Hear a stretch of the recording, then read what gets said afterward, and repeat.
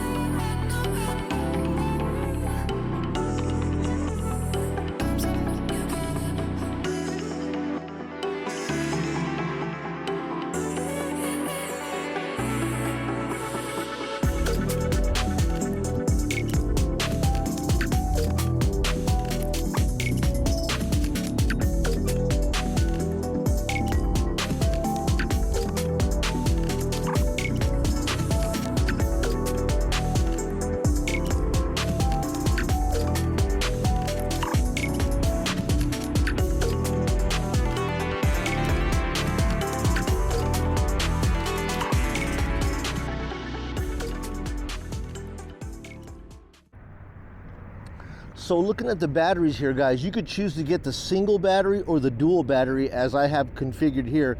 The batteries are 48 volt, 20 amp hour batteries. So if you have one, you will be getting somewhere around 30 miles of throttle only and about 40 miles of pedal assisted and throttle. However, if you do have the dual option batteries here, you should be able to get 60 to 80 miles according to G-Force.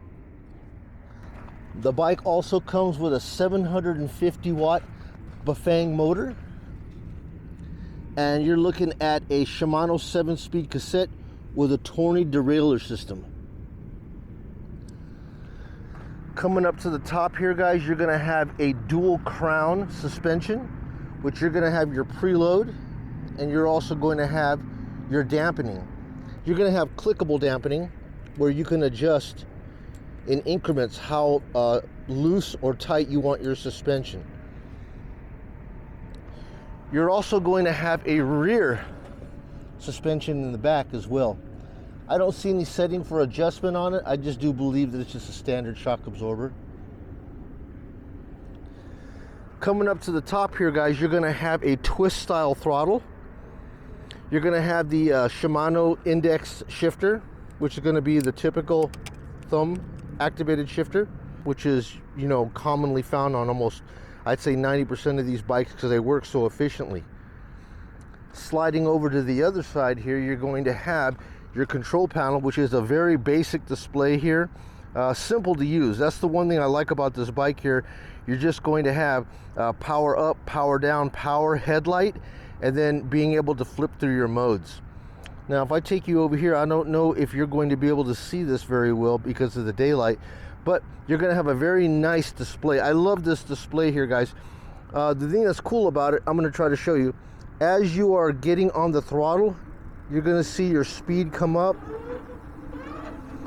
and you're going to see the road also start to move, and I really like that. That's really nice. I hope you guys can get that on this camera. Okay, and you're going to have your passenger assist modes here, which all you need to do is hit up or down. So you'll get your miles per hour and your assist mode. So you should have 1, 2, 3, 4, and 5. So if we go through your mode settings here, guys, you're going to start off with your hitting your I button here. You're going to start off with your trip, how many miles you have on your trip, your odometer, your maximum speed that you normally are holding throughout your ride, and your average miles per hour. And that's basically it here, guys. So, you know, power assist, power, your modes, and power on, power off. Very simple. And headlight. Coming up top here, you're going to have your brakes, which are going to be hydraulic brakes. Okay, and they are provided by Logan. So I've seen this style of hydraulic brakes on the majority of these e-bikes, and they're all branded differently, although they look the same. You have Tektro, you have Ron Glunn, you have Logan. These happen to be the Logan brakes hydraulics, and if you come down to the bottom here, you're going to see that it comes with 160 millimeter rotors. Zooming out, you're going to have a beautiful mag wheel here, guys, and it's got polished accents inside here. Now, let me get a little shot of this, where you can see right down here, they actually got this thing polished out where it says Bafang. Really nice little touch on this. All right, zooming out here, guys, you're going to be taking a look at CST branded 20 by 4 inch wide knobby style tires. A massive headlight on here, folks, man. This is one of the brightest headlights that I've ever seen on an e-bike. Let me try to turn this thing on for you. Hit this little button right here. Bam, just take a look at that. I mean, this is broad daylight. You could just see just how bright it is out here in broad daylight. Imagine what it throws at night. And if we come around to the back, you're going to see that it also comes with tail lights. And if we hit the brake on that, you should be able to get a brake light as well.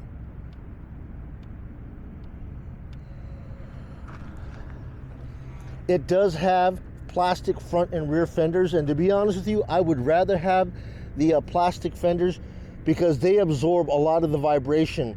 Some of the other bikes that I had to take it off because the vibration of the motor travels up through this little teeny piece of metal right into the fender, and it just makes a whole bunch of vibration noises. So I'm glad to have the plastic fenders. They work perfectly for me.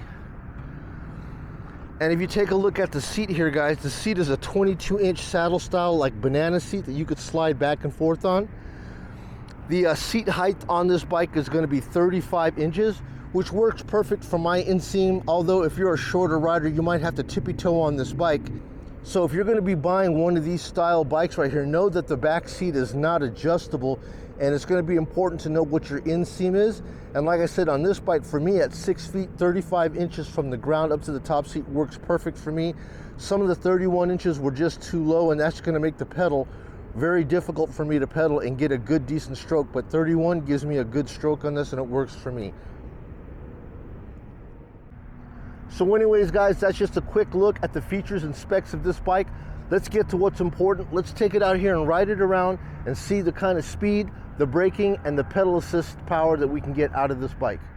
All right, guys, so let's test out these power assist modes in pedal only. So in pedal assist number 1, the power's kicking on, and it looks like we're getting about 8 miles per hour on pedal assist 1. We'll kick it up to pedal assist number 2.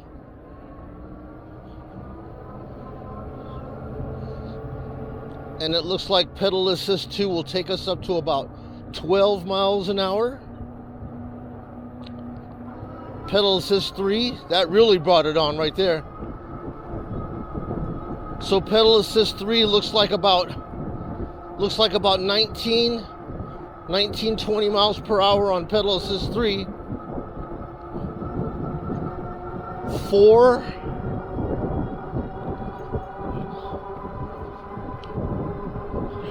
Looks like about 23, 24. And then 5. I'm really just ghost pedaling it right now, but 5, I can get up to 27 miles per hour, 28 miles per hour on 5. And we're gonna go ahead and use full throttle now, no more pedaling.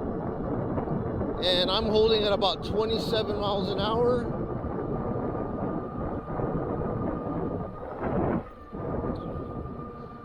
(29, 28). I'm in cruise control right now.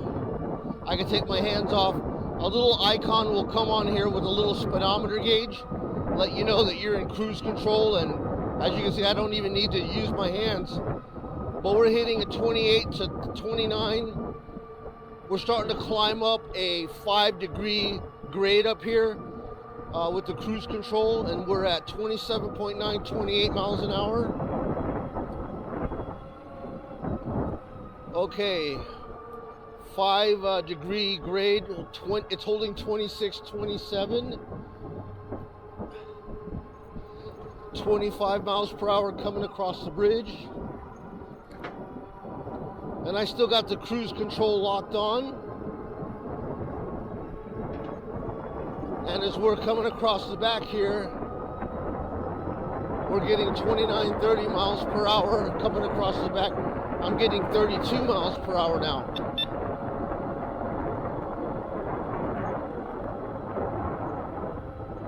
(31, 32), about 31 miles per hour. Yeah, she's holding 30 miles per hour solid. I'm seeing 32 right now. So without a doubt, and I'm a 212-pound rider, and I'm watching the speed fluctuate between 30, 31 miles an hour on the flat. All right, we're coming back on the backhand side again, another 5-degree incline coming back across the bridge. Cruise control's on, 30 miles an hour, and we're gonna go ahead and take this grade. Starting to slow down a little bit. We've dropped to 27, 25.5, even across the bridge, about 25 miles per hour now. We're gonna go ahead and brake down here. Nice, man, no squeals, no noise whatsoever. Make this little U-turn, and we're gonna head over to the incline test.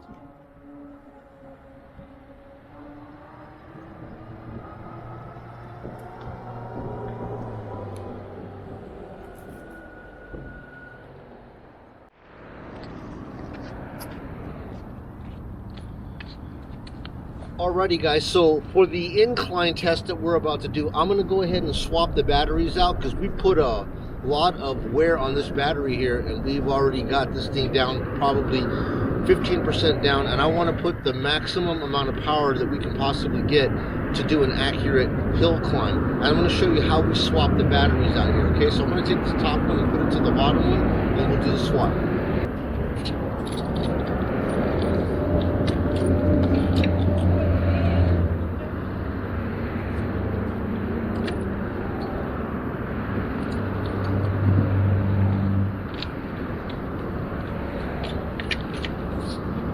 So like I was telling you right now, even though this has an actual battery connector and everything, it's not wired into the bike.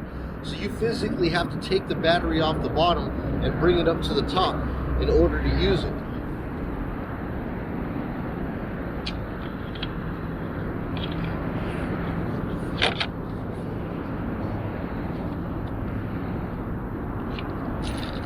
And you got to get the key out again.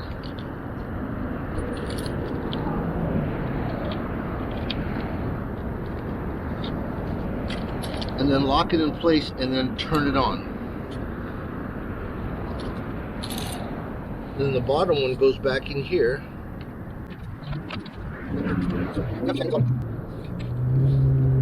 In order to lock it back in place. So if you guys forget your keys, even though you have your batteries, you're not going to be able to swap it. So you got to bring two separate keys because they are keyed differently for the top and the bottom. But anyways, the batteries are already swapped out, and we should have a fresh one right here for the hill climb, so let's go ahead and get to it. Alrighty guys, so here we go on the incline. Anything above 12 miles per hour is decent. 7, 8, 9, 10, 11, 12, about 13 miles per hour on the first part. Let's take the second part here. We'll give it a little bit of pedal. 6, 7, 8, 9, 10, 11, 12. So about 13 miles per hour on the switchback incline. Now guys, we want to talk about the turning radius on the bike. Wow, it's loud up here on the overpass. The turning radius on this bike is pretty bad. As you can see here, I normally can make it completely around because we're looking at about 12 feet from here to here, and This bike right here, if you click it over, it won't make it. So you got to back it out and do it again. And the primary reason for that is because of these bump guards that we have down on the forks. Because it's a double style fork right here, it's got these rubber bump guards right here that prevent it from turning, and it hits right about here. All right, so this basically is 11 o'clock, 12 o'clock, 1 o'clock, and that's about as far as it can go. So you will have a limited turn radius based on the dual crown forks, and that you've got this big tank here where it hits. So you're gonna end up having to like lift the back of the bike and push it around to maneuver it. Not a big deal, but just to let you know. All right, so we're gonna go ahead and do the brake test here. Coming down, again, a 5-degree slope. We're gonna hit about 15 to 20 miles per hour. We're gonna hit the brakes and see how these Logan hydraulic brakes do. So let's do it. So we're hitting about 17 right about now. Oh man, these brakes did wonderful. Now I locked them up and skidded the entire way. I started right at the pad right here, this gray little pad, and I nailed the brakes, and it started slowing down, but we didn't start skidding until the last 10 feet right here. And this is all skid marks right down through here. But those Logan hydraulic brakes work wonderfully on this bike. All right, we're gonna come down here on the second part and do this brake test down here as well.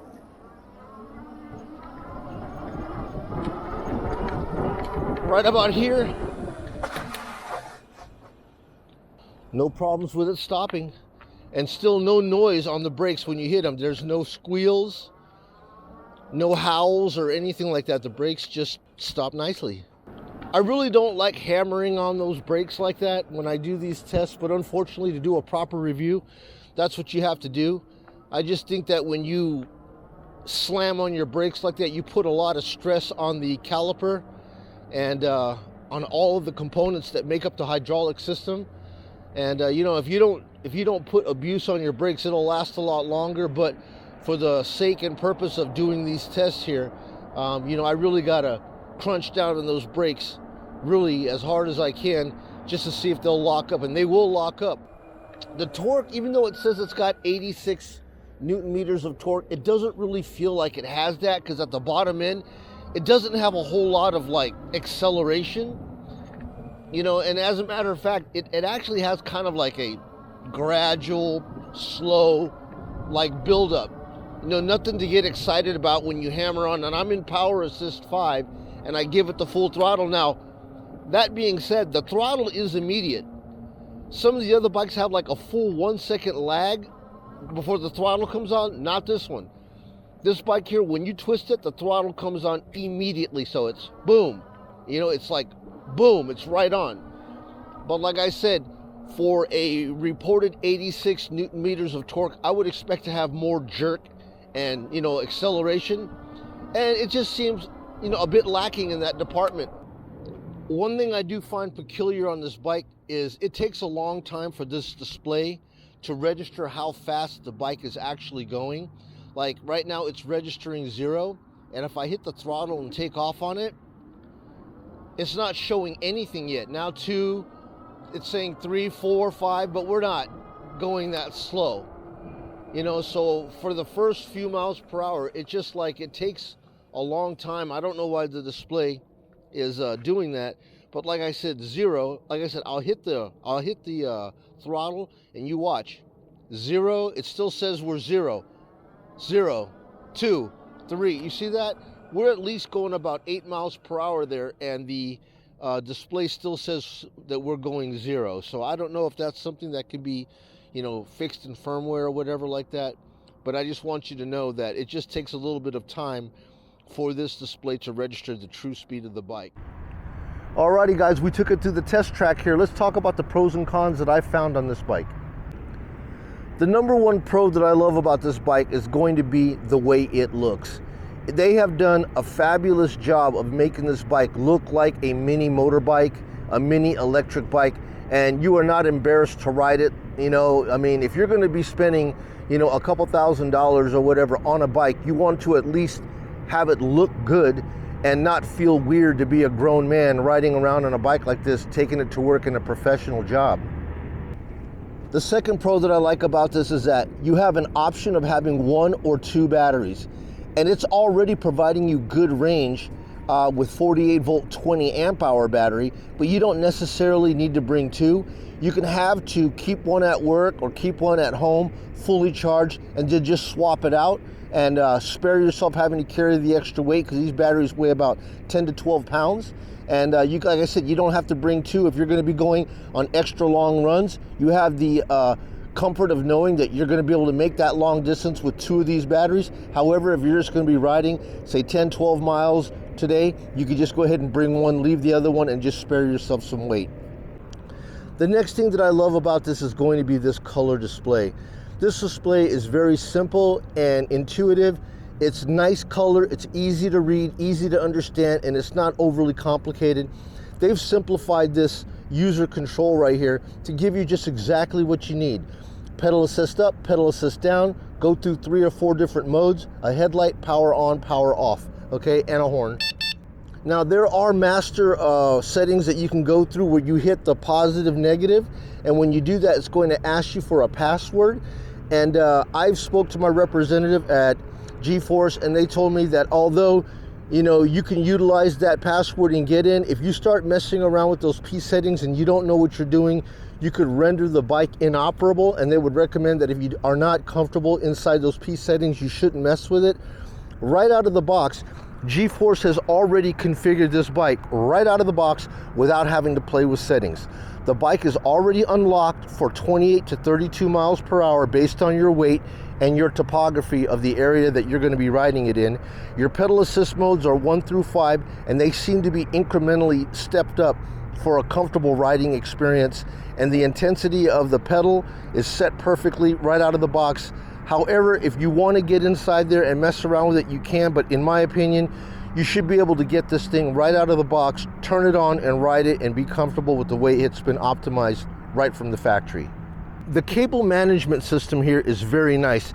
It's got everything integrated into one cable here, and it's got this nice little zipper that you can open here to access any of your cables. If you need to come in and switch out a component that has failed, it's going to be pretty simple to just unlock these little teeny connectors here, go to the device or unit that needs to be replaced, replace that, come back, click it back in, put it back into the sleeve and zip it up, and you'll have all of your cables nicely managed.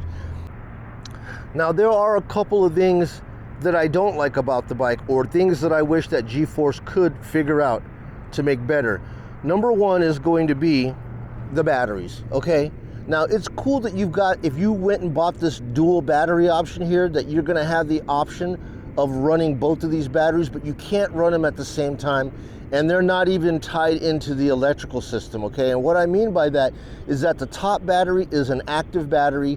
When it's in place, it provides power to the motor. The bottom one, however, is just a carrier. Now it is in what appears to be a battery connector, which should be integrated into the wiring. However, this is just a carrier, okay? It in no way, if you were to turn this thing off or take it off completely and you turn this battery on, it will not activate the bike in any way. So this is just a carrier, like a water bottle carrier, and it just sits here, which means that if you need to switch batteries, you're gonna have to stop the bike, take this one off, put that one on, and put this one down here. And that swap, although it only takes a couple of minutes, it's really kind of inconvenient, and I don't understand why a simple wiring could have been done here to where you could just turn this power off and turn that one on and just ride with this, and then, you know, do it on the fly instead of having to remove it physically and swap it. I really wish that didn't need to happen right there, and that you could just carry both of these batteries and shut one down and flip to the next one on the fly, saving you the need to have to flip these batteries around. So that's con number one. Con number two is going to be the seat. For me, guys, the seat is pretty rough, man. Yes, I could push my finger into it, but let me tell you, if it gets cold and you sit on it, it almost feels like you're sitting on some wood. I really wish they would have been able to use some type of a softer foam on that seat. I do like the fact that it's long and I could slide back and forth, but it is pretty hard. And that's like the number one thing that I hear people say that ride the bike, is that the seat is pretty stiff. The next con that I have on this bike, guys, is going to be the kickstand. Okay, the bike stands entirely too upright. Okay, it's like 1 degree off from center, which means you could set your bike like this and walk away, and all of a sudden you can hear it fall to the ground. It doesn't take very much to push this bike over. It's just like 1 degree. You know, if it just goes any more than that, it automatically is going to want to fall over. The kickstand cannot be adjusted down anymore.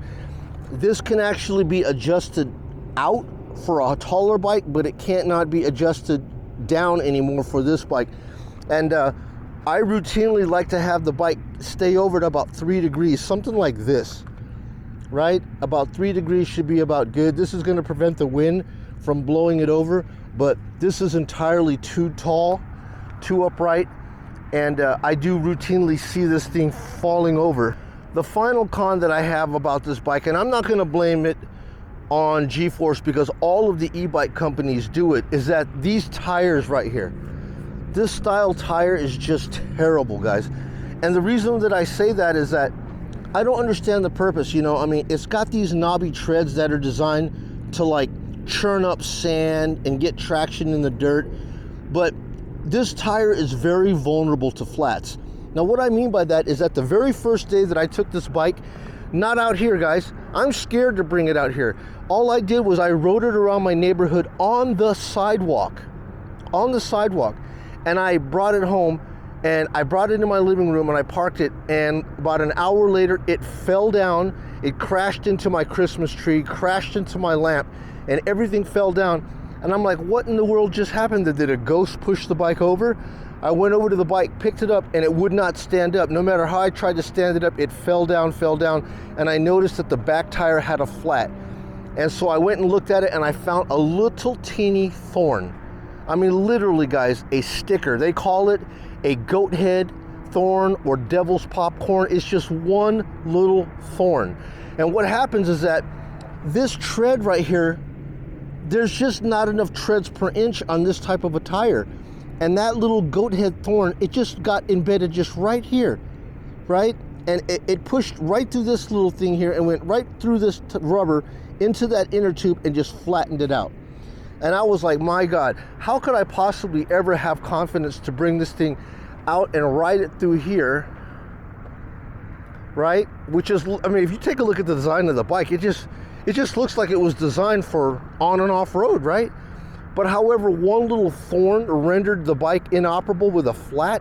So I do not like these tires. If I were to make a recommendation, I would say put regular bike tires on it, because we're not going to be riding this type of a bike out here in this place very often. You're going to be out here on bike trails for the majority of the time. So I would recommend them putting actual bike tires on it, which I will probably end up upgrading. I put some flat out into the bike. That sealant is number one, guys, flat out. I didn't know what to do. I didn't want to have to dismount the tire, especially the rear. It's a lot of work. And I re-aired up the tire. It sealed up the hole, and it's holding right now. So I would put that sealant into this tire right away for insurance. But I'm going to be upgrading to regular street tires for this bike right here, because I do ride that a lot and I don't want to have to worry about thorns ever again. Alrighty, guys, so I currently am on the G-Force website right here looking at this bike, and the ZM is currently on special. It normally retails for $24.99, and right now they have a Christmas promotion of $700 where they've dropped the price of this bike to $17.99, and I do believe that's for the dual battery option right here. If you like this ZM sport bike and you want to know a little bit more about it, techs, features, specs, so forth, and the pricing options that are available with the two type of batteries, a link will be located down below in the description box. Head on over to the ZM website and take a look for yourself. Maybe you might want to pick up on this bike here and utilize that Christmas promotion that's currently running. So guys, that's everything that I have for you today on this review of the ZM e-bike by G-Force. Thank you, G-Force, for sending this bike out to me to a review for you. It's been wonderful, and I'm glad I had an opportunity. And for the rest of you guys out there, I hope you guys have a wonderful Christmas and a Happy New Year's, and I will catch you guys on the next video. You guys be well. It's Joey. You're watching VegasDtech. You guys take care now. Bye.